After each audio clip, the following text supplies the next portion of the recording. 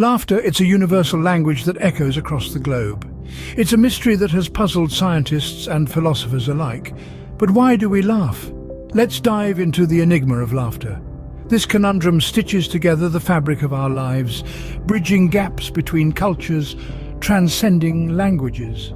It serves as a social glue, a silent nudge of solidarity, uniting us in moments of happiness and even in awkward situations.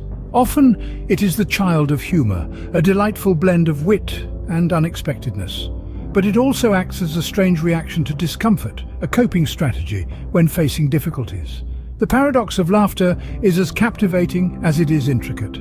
Notice the times you laugh throughout day. It reverberates in every interaction, every human exchange.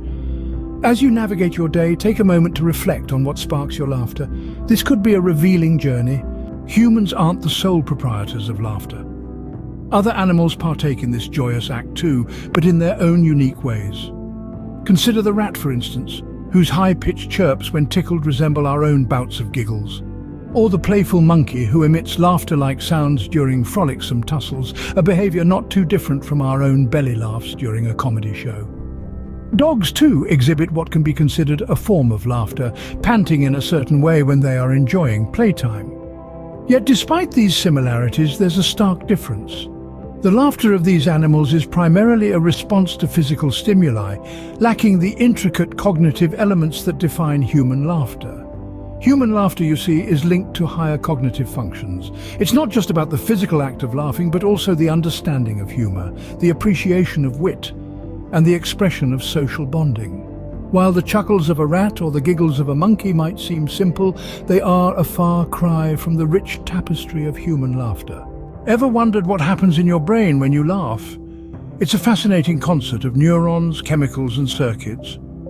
When a humorous event triggers our senses, our brain's frontal lobe, the command center for decision-making and social behavior, springs into action. It assesses the situation, deciding whether it's funny or not. Simultaneously, the amygdala, our emotional processing hub, evaluates the emotional content of the joke. If the frontal lobe and amygdala give the green light, they signal the ventromedial prefrontal cortex, which releases dopamine, a neurotransmitter associated with pleasure and reward. This dopamine rush gives us that delightful, feel-good sensation we associate with laughter.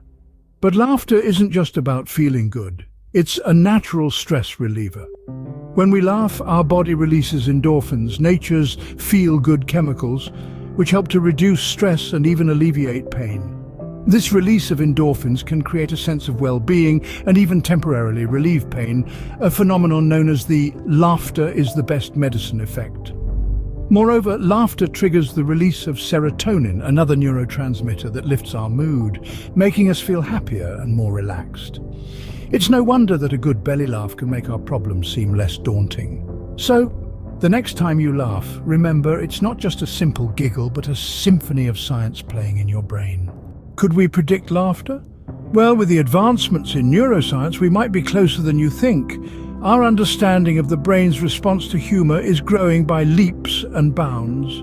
Neuroscientists using cutting-edge technologies like functional magnetic resonance imaging, or fMRI, have been able to observe the brain in the act of processing humor. They've found that certain regions of the brain, such as the prefrontal cortex and the amygdala, light up like the moon in the night sky when we find something amusing.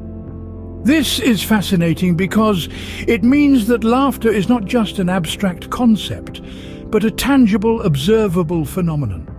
We can see it happening right there in the brain, and if we can see it, just perhaps we could predict it, but hold your horses. Before you start dreaming of a world where laughter can be forecasted like the weather, it's important to remember that laughter remains a largely spontaneous and unpredictable phenomenon. Yes, we can see what happens in the brain when we laugh, but predicting exactly when and why a person will laugh is a different ballgame altogether. It's a bit like trying to predict the exact moment a bubble will burst. You can observe the bubble, study it, understand its properties, but the exact moment of bursting remains elusive. So, while science may one day predict laughter, for now it remains a spontaneous burst of joy, a testament to our shared humanity.